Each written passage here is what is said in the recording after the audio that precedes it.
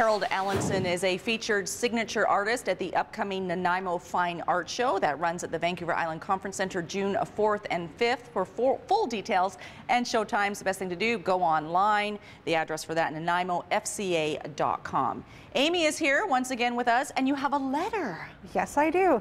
This is a letter from our feature exhibit, and it says, "Dear Miss Anna Fong Dyckman, your application to train as a registered nurse has been accepted by King's Daughters Hospital in Duncan.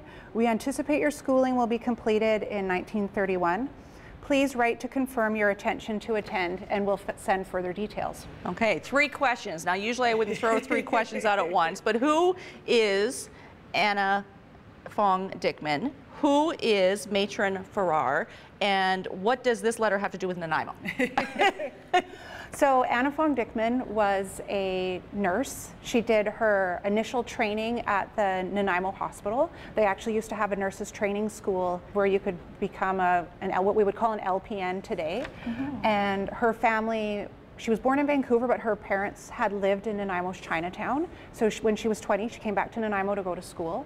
After being a nurse for a few years, this is the late 1920s, she decided she wanted to be an RN. And no one would accept her. She was, according to her daughters, she was turned away from 4 different schools because she was Chinese Canadian. And now you can say that. Yes. Because you've got her records. We do. And you know that it wasn't her grades that was keeping her back. That's right. We have a really complete collection about her, and it does include her complete nurse's training record, right down to the dates that she phoned home to talk to her parents and her number of sick days. Wow. Another good example of why the story is so important, because that gives insight to the culture of the time. It does. That we're looking back on. Okay, who wrote this letter then? So the letter was written by a fictitious person. Who would that be? Matron Farrar. And with this exhibit, we tried something a bit different. And some people might be familiar with the books written by Nick Bantock, and they have stories that are told through letters and envelopes in the book. And that's how we told the story in our exhibit. So some of the artifacts have a story told through a letter. The letter is accurate. The information in there is thoroughly researched, but it's written from the perspective of a fictitious person.